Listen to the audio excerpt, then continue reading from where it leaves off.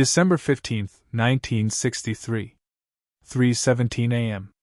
The snow was falling on 125th Street when Bumpy Johnson walked into the First National Bank of Harlem carrying a leather briefcase, and wearing a smile that would haunt the five families for the next decade and a half.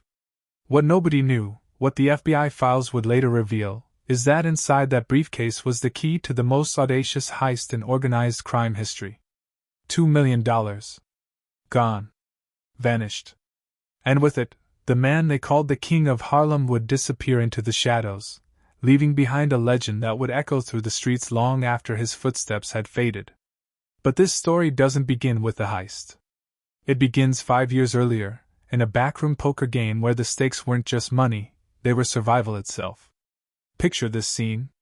September 1958. The Lenox Lounge is thick with cigarette smoke and tension.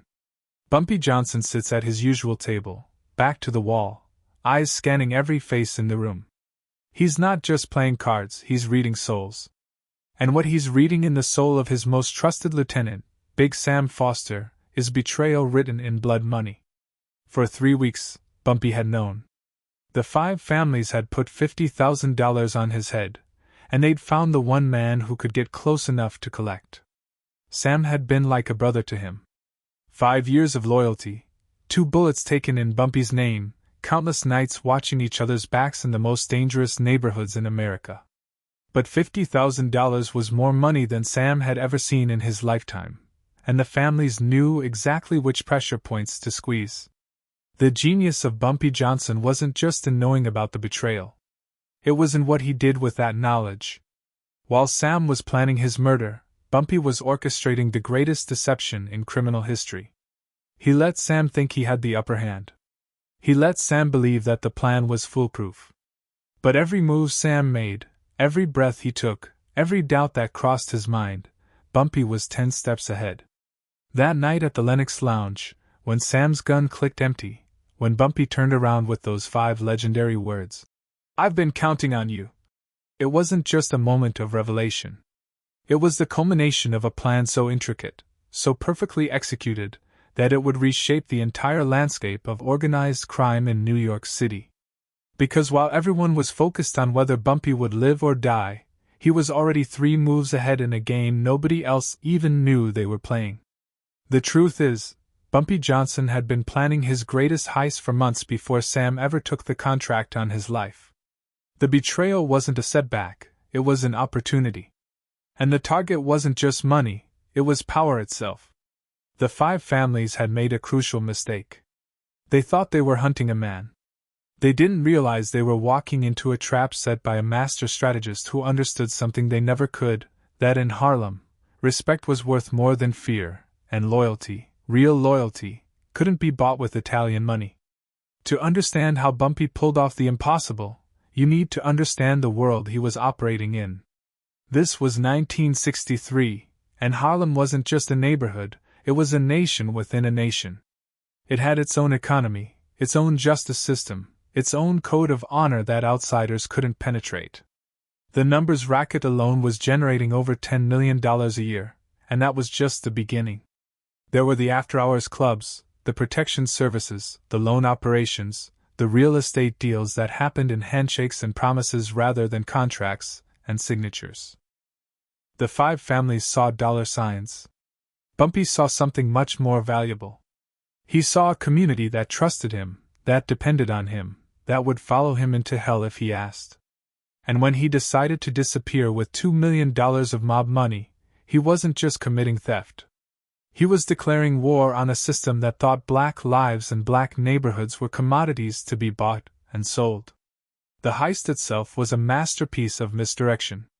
While the families were focused on the immediate threat to Bumpy's life, while they were planning their takeover of his territory, while they were dividing up his operations like vultures picking at a carcass, Bumpy was moving money. Not his money. Their money. The families had made the fatal mistake of using Harlem banks, Harlem businesses, Harlem connections to store and move their cash. They thought they were being smart, diversifying their holdings, staying under the federal radar by spreading their wealth across multiple institutions. What they didn't realize is that every banker, every accountant, every security guard, Every clerk who handled their money was part of Bumpy's extended family. Not by blood, but by something stronger. By choice. By respect. By the understanding that Bumpy Johnson was the only thing standing between Harlem and complete domination by forces that saw the community as nothing more than a source of profit. The beauty of the plan was in its simplicity. Over the course of 6 months, small amounts of money began disappearing from mob accounts. Nothing dramatic, nothing that would trigger immediate suspicion. A few thousand here, a few thousand there.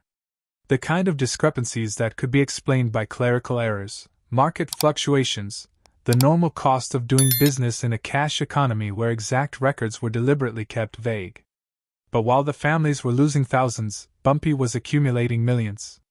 Not in obvious ways, not in accounts that bore his name, or could be traced back to him directly. The money flowed through a network of legitimate businesses, community organizations, and trusted intermediaries who understood that they weren't just moving cash, they were funding a revolution. By December 1963, Bumpy had assembled a war chest that would allow him to disappear completely while still maintaining control over his territory.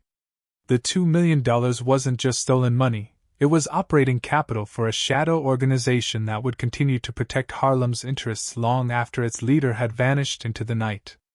Every dollar had been carefully allocated, every investment strategically planned to ensure maximum impact with minimal visibility. The night of the final heist was choreographed like a ballet.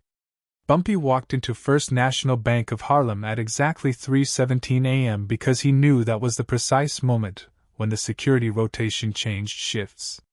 He knew that because his nephew worked security for the bank, and his nephew knew that this wasn't about robbery, this was about justice. The briefcase he carried contained documents that would transfer the last of the family's Harlem holdings into accounts controlled by his network. But the real genius wasn't in the theft itself, it was in what happened next. While the families scrambled to understand how they'd been robbed blind, while they turned their fury on each other in suspicion and paranoia, while they launched a manhunt for a man who seemed to have evaporated from the face of the earth, Bumpy Johnson was already executing the second phase of his plan. He didn't just disappear. He transformed. The man who walked out of Harlem that December night was no longer the king of Harlem. He was something new, something the families couldn't understand or predict. He became a ghost with a fortune, a legend with resources, a symbol with the power to strike back at any moment from any direction. The 15 years that followed were not years of hiding. They were years of building. While law enforcement agencies across the country searched for Bumpy Johnson the fugitive, the real Bumpy Johnson was constructing an empire that spanned from New York to Los Angeles, from Chicago to Miami. The stolen money was seed capital for investments that would generate 10 times the original amount within a decade. He bought legitimate businesses under assumed names. He funded civil rights organizations that fought battles he couldn't fight publicly. He established scholarship programs that sent Harlem kids to colleges they never could have afforded. He created job training programs that gave young men alternatives to the street life that had defined previous generations. Every dollar stolen from the families was invested in the future of the community they had tried to exploit. The families never found him because they were looking for a criminal. They should have been looking for a philanthropist. They were searching the underworld when he was operating in boardrooms. They were checking with informants and street contacts when he was building relationships with politicians, business leaders, and community activists who saw him not as Bumpy Johnson the gangster, but as Elliot Johnson the investor, or William Johnson the consultant, or any of the dozen other identities he maintained with documentation so perfect that even federal investigators couldn't penetrate the deception. The beauty of his transformation was that it was built on truth. He really was investing in legitimate businesses. He really was supporting community development. He really was using his wealth and influence to create positive change. The fact that the money originally came from robbing the mob was just poetic justice, the kind of detail that made the story perfect rather than merely successful. By 1970, the network he had built was generating more legitimate income than his criminal empire ever had. The $2 million had multiplied into investments worth over $20 million. The community organizations he funded were making real differences in people's lives. The businesses he supported were providing jobs and opportunities that transformed entire neighborhoods. But the families never stopped looking. They couldn't. The theft wasn't just about money, it was about respect. It was about the message that had been sent to every criminal organization in America. If Bumpy Johnson could rob the 5 families blind and disappear without consequences, what did that say about their power?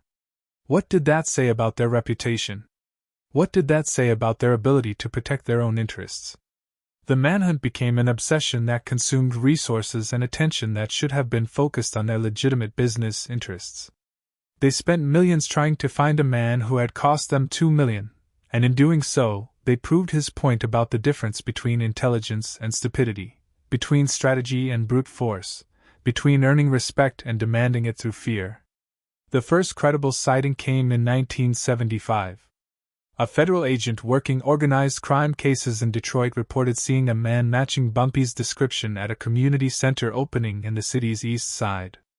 The man was well-dressed, well-spoken, and surrounded by local politicians and business leaders who clearly regarded him with considerable respect. By the time backup arrived to investigate, the man was gone, but the impression he left behind was unmistakable. This wasn't a fugitive hiding from justice. This was a community leader operating in plain sight under a different name and a carefully constructed new identity. The families sent their best trackers to Detroit, but they found nothing. No criminal connections, no suspicious activities, no trace of the man they were hunting.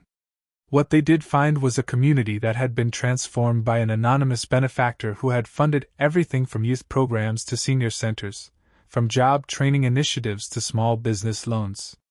The locals called him the ghost investor, a mysterious figure who appeared at groundbreaking ceremonies and charity events, but never stayed long enough for anyone to ask too many questions about his background.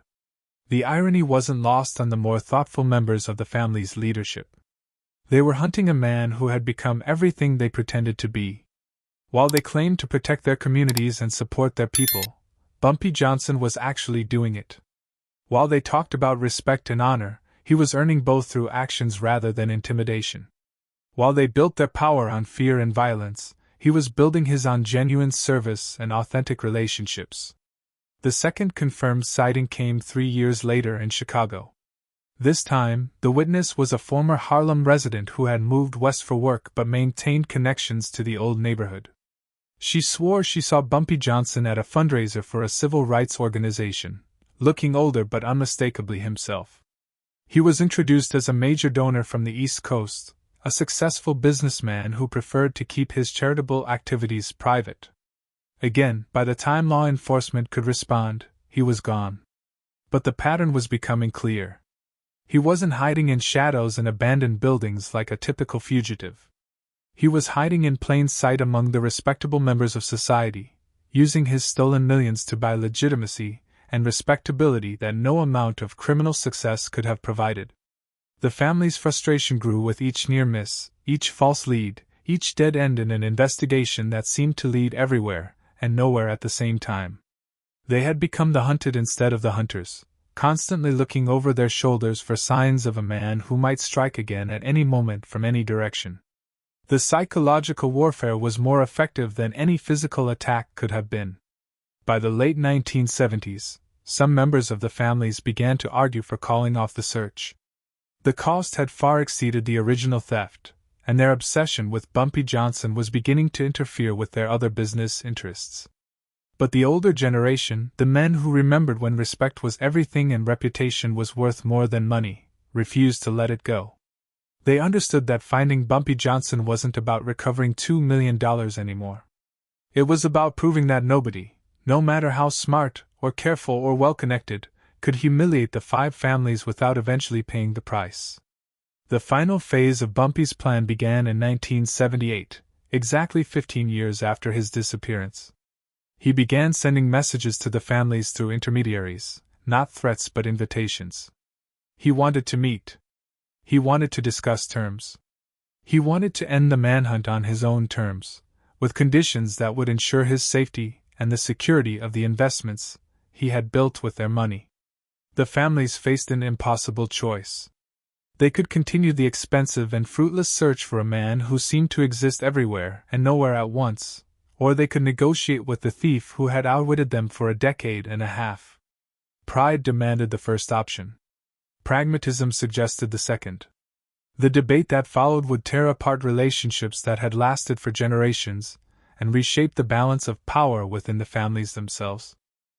Some wanted to meet with Bumpy, to hear what he had to say, to find out what kind of deal might be possible after 15 years of cat and mouse.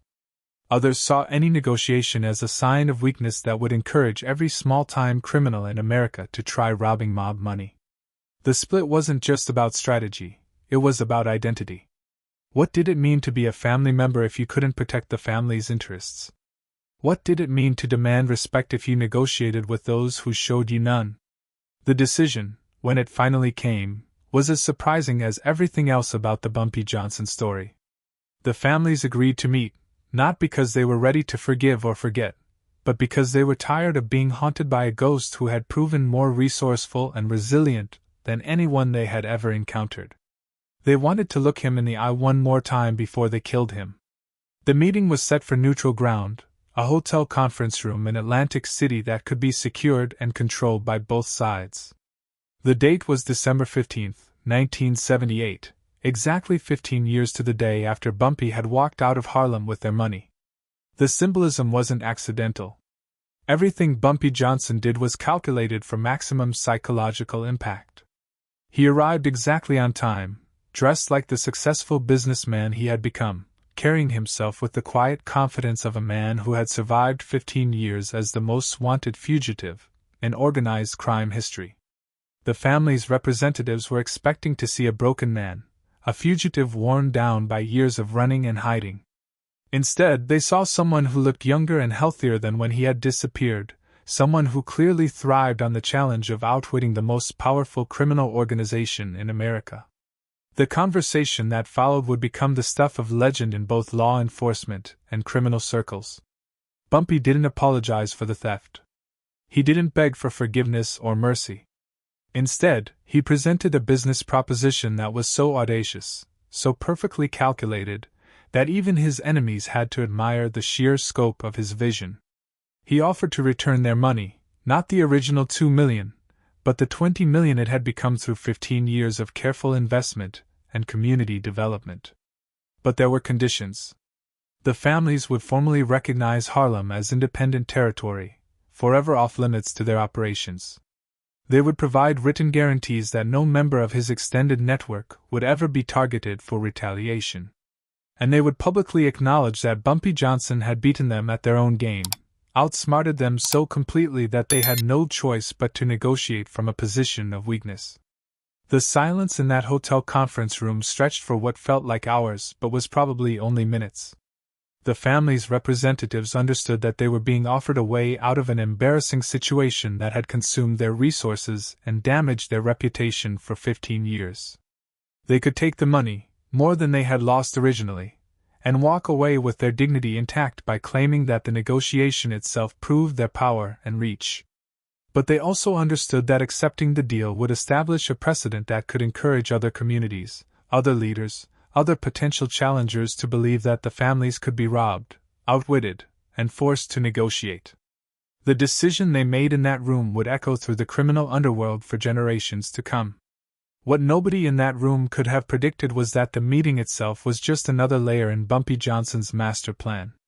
While the family's representatives were debating his offer, while they were calculating the financial and strategic implications of his proposal, while they were trying to determine whether negotiation was wise or weakness, federal agents were listening to every word through surveillance equipment that Bumpy himself had helped them install.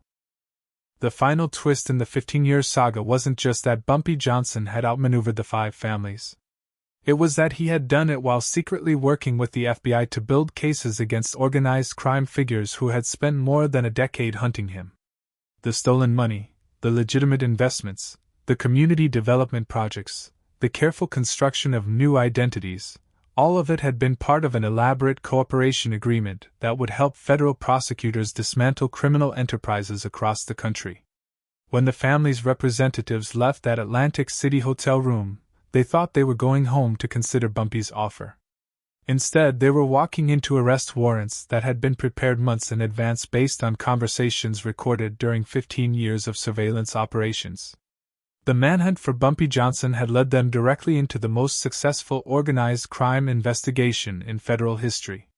The legend of Bumpy Johnson's disappearance became the story of how one man's intelligence, patience, and understanding of human nature allowed him to transform from the hunted into the hunter, from the victim into the victor, from a criminal into a patriot who served his community and his country in ways that few would ever fully understand. The $2 million he stole became the foundation for investments that transformed communities across America. The 15 years he spent as a fugitive became 15 years of the most productive criminal investigation in federal history. And the man who disappeared from Harlem in 1963 emerged from the shadows in 1978 not as a conquered fugitive, but as the architect of justice who had played the longest game in criminal history and won. The aftermath of Bumpy Johnson's revelation sent shockwaves through every level of law enforcement and organized crime. FBI Director William Webster found himself in an unprecedented situation. How do you prosecute a man who had just handed you the most comprehensive criminal intelligence database in American history? The files Johnson delivered contained detailed records of corruption networks spanning from local police precincts to federal agencies, from neighborhood numbers runners to international drug cartels. Each document was meticulously organized, cross-referenced, and verified through multiple sources, revealing the methodical mind of a man who understood that information was the ultimate currency of power. The most stunning aspect of Johnson's intelligence operation wasn't its scope, but its sophistication. While federal agents had been using basic surveillance techniques and relying on informants who often provided unreliable information, Johnson had created a network that operated like a shadow CIA. He had recruited assets at every level of criminal organizations, from street-level dealers who reported daily activities to high-ranking lieutenants who provided strategic intelligence. His operatives included legitimate businesspeople who had been approached by criminal organizations, reformed criminals seeking redemption, and even family members of crime figures who had grown disgusted with the violence destroying their communities. One of Johnson's most valuable assets was Maria Santos, a bookkeeper who worked for a legitimate shipping company that unknowingly handled money laundering for 3 different crime families. For 12 years, Maria had been photographing documents, recording conversations, and mapping the financial networks that allowed dirty money to flow through seemingly clean businesses. Her intelligence led to the discovery of a money laundering operation that processed over $50 million annually through a network of restaurants, laundromats, and auto repair shops across the Northeast. The beauty of Johnson's recruitment of Maria was his understanding of her motivation. Her brother had been killed by drug dealers, and she wanted justice more than money. Another crucial operative was Thomas Chin, a second-generation Chinese-American who managed a chain of import-export businesses in New York's Chinatown. Chin had been approached by triad organizations seeking to expand their heroin trafficking operations into American markets. Instead of succumbing to their threats or accepting their bribes, Chin contacted Johnson through an intermediary. For 8 years, Chin provided intelligence that allowed Johnson to map the entire Asian organized crime network on the East Coast, including their connections to Italian crime families and Colombian drug cartels. The information Chin provided was so detailed that federal agents were able to intercept 17 major drug shipments and arrest over 200 suspects in coordinated raids across 6 states. The psychological profiles Johnson maintained on criminal leaders revealed his deep understanding of human nature and criminal psychology. His file on Vincent, Big Vinny, Torino, boss of the Genovese family's Brooklyn operations, contained over 300 pages of analysis covering everything from Torino's childhood trauma to his superstitions about certain numbers. Johnson had discovered that Torino always met with his lieutenants on Tuesdays at exactly 3 o'clock, always ordered the same meal at meetings, and never conducted business on days when it rained because his mother had died on a rainy Tuesday. This seemingly trivial information allowed federal agents to predict Torino's movements with remarkable accuracy and position surveillance equipment to record dozens of incriminating conversations. Johnson's understanding of criminal organizations extended beyond individual psychology to institutional behavior. He recognized that crime families operated like corporations, with predictable patterns of communication, decision-making, and resource allocation. He mapped out the hierarchical structures of major crime families with the precision of an organizational consultant, identifying not just who held power but how that power flowed through various levels of command.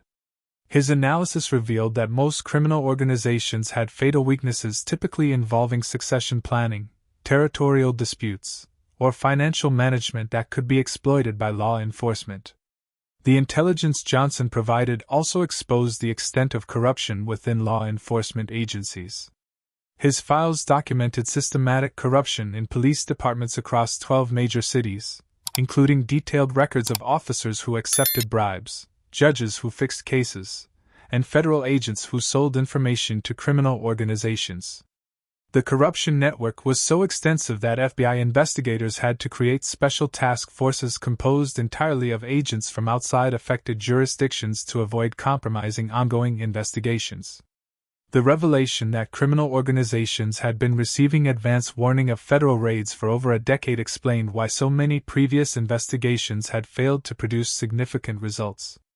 Perhaps most remarkably, Johnson's intelligence operation had identified and documented the emergence of new criminal threats that federal agencies hadn't yet recognized.